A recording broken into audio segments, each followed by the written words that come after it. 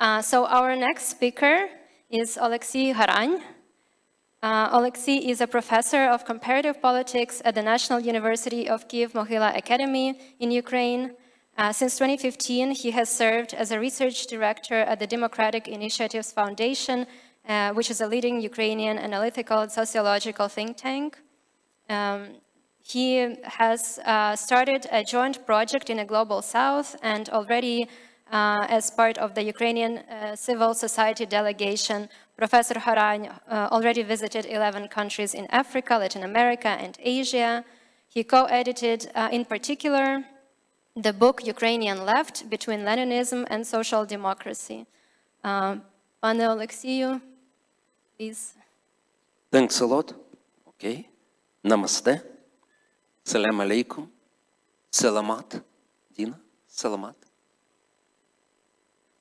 Buenas tardes. Jumbo. Anybody knows what jumbo is? Nobody speaks Swahili here. Okay, Pwanji. Pwanji is hello in Nyanja language from Zambia. And this morning, I've come back to Ukraine from a trip to Zambia and South Africa, which was organized by Swedes. And I would like to stress it, because you know that some events which are conducted by representatives of the US, UK, France, they're viewed with suspicion in the so-called Global South. All were colonizers or supported colonialism. While it's not the case for Scandinavia, and Scandinavia was always against apartheid and colonialism.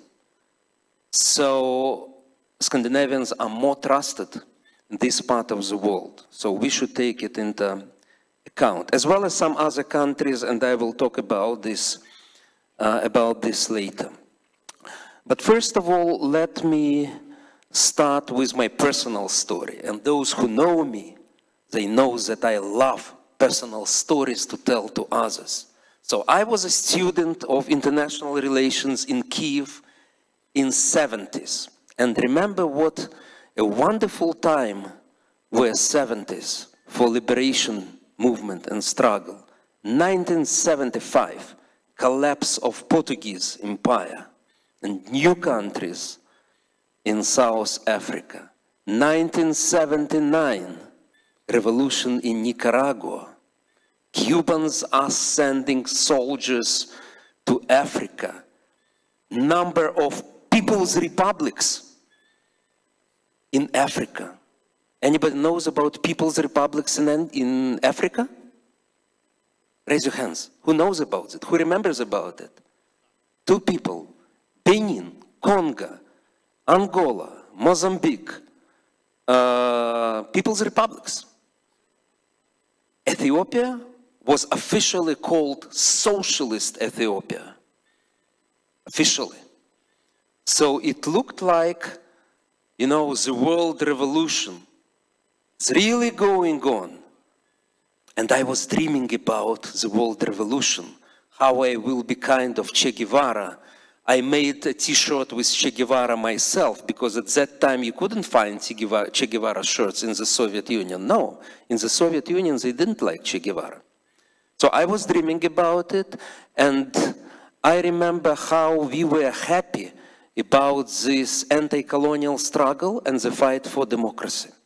And basically what I am trying to explain to people in these countries right now, that we were in solidarity with you. Please be in solidarity with us when we are holding anti-colonial struggle and the fight of democracy against dictatorship. Oh, I have forgotten to greet everybody left in this room. Are there any left in this room? Great. 2, 3. Okay. I would like to greet right in this room. Are there anybody right? No. 1. Good. Good. Thank you for your bravery. Are there any centrists in this room?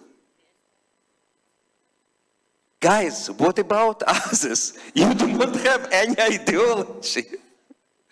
Okay, as Marx said, there is a hidden ideology in everything. Okay, but anyway, what I would like to stress is being left definitely doesn't contradict our struggle, Ukrainian struggle, vice versa. The left should logically support those who are fighting against colonialism, imperialism, dictatorship, and oligarchs. This is very natural for the left.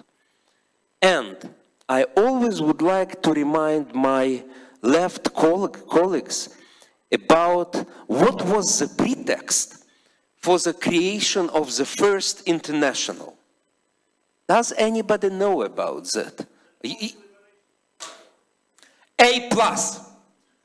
A plus. Any other remember about it? Do you remember? Do you know about it? Do you know about it? Yeah, that's true. Yes. Oh, you know, A plus. A plus. Yeah. So I would like to enroll you in my course. You will have an excellent marks. Okay, because. Yeah. You know about that?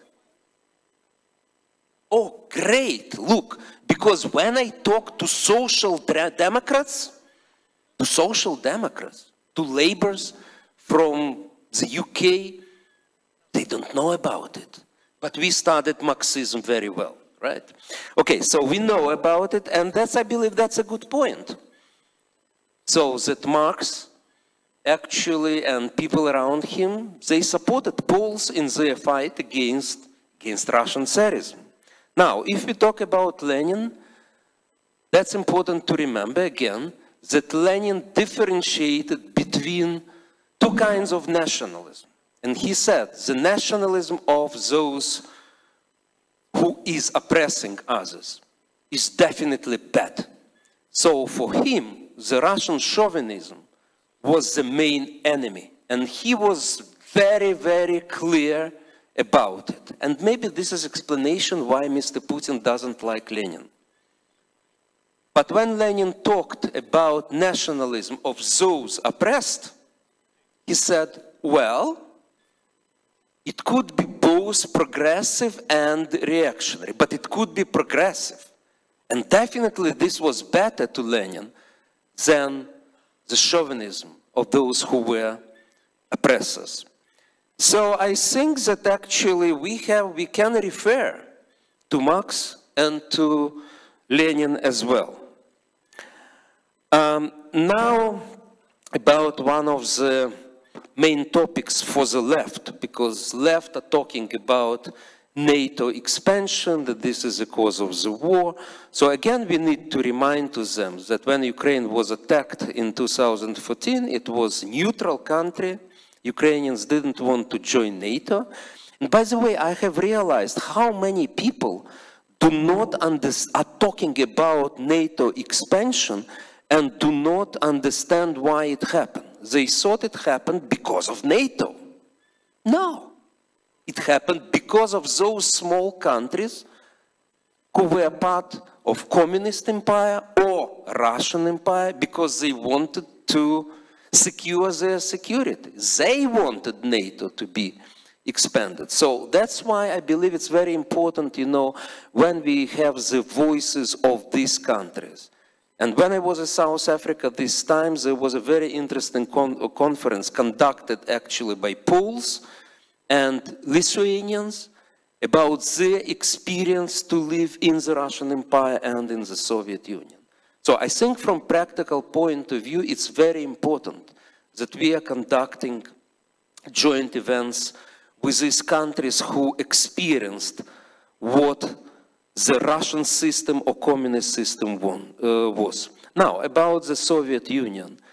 Definitely the Soviet Union, as it is what's said here, you know, it had a kind of positive flavor to most of these countries. So it's really, you know, tricky point. Because when I was telling to the people, Putin would like to restore the Soviet Empire, I saw in the eyes that students do not understand it, because Soviet Union for them is a positive thing. So it's better to talk about Russian Empire. And by the way, the difference between Russian Empire and other empires, what is the basic difference between Russian Empire and British Empire or French or whatever? Because there was never democracy in the Russian Empire or Soviet Union. Gandhi or Mandela or Sukarno, they wouldn't survive. Very, very simple in this country. So they couldn't have their non-violent movement because they would be immediately crushed and sentenced to death. So we need to remind people in a cautious way that the Soviet Union was empire in itself, and the Soviet Union committed huge crimes in the developing world.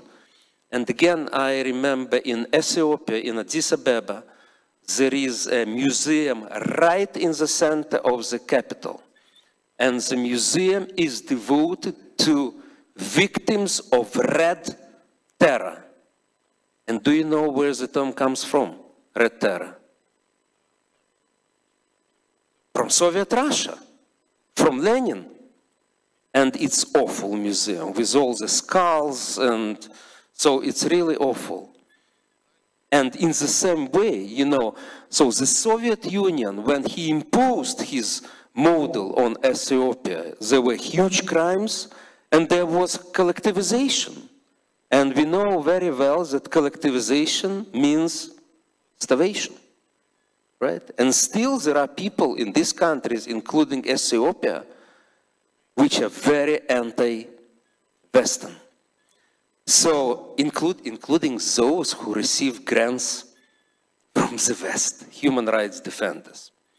So it means that it's difficult. It's really difficult to work in these countries, but at the same time we need to present hard facts to these people. And we need to remind that Russia is not equal to the Soviet Union, and the Soviet Union is not equal to Russia. Actually, it was Ukraine in the Soviet times which was a member of UN Special Committee against apartheid. Ukraine. Not Soviet Union. Okay, this was a trick of Soviet diplomacy, definitely. But from the formal point of view, it was Ukraine, which co-sponsored lots of resolutions, and it was our Minister of Foreign Affairs, Udavenko, who at some point was head of this committee. So many delegates from Africa and Asia, they embraced him in the halls of the United Nations, because it was Ukraine which co-authored many resolutions against apartheid and colonialism. I would end with importance of Ukrainian left, real Ukrainian left, to speak to these countries. And again, we know what the Communist Party of Ukraine was. Communist Party of Ukraine supported dictatorship, and Communist Party of Ukraine, unfortunately, supported Russia. So they lost tremendously in elections of 2014. And then it's important to remember what is banned in Ukraine. It's not ideology of communism, because we can't ban the ideology, right? It was the propaganda of the symbols of totalitarian states, both Nazi and the system which existed in the Soviet Union. So it's not ideology. Again, we cannot ban ideology. And we have now some, I would say, kind of progressive left who are not united in the party, but they have their own publication, which is called Commons. I do not agree with all of what have been said there, but they are very clear about what Russia is doing in Ukraine. They are denouncing Russia. So this was our old dream in Ukraine, that we need to have not just left, we need to have Ukrainian left, which are not subordinated to Moscow. And most of these people, they are associated with younger generation.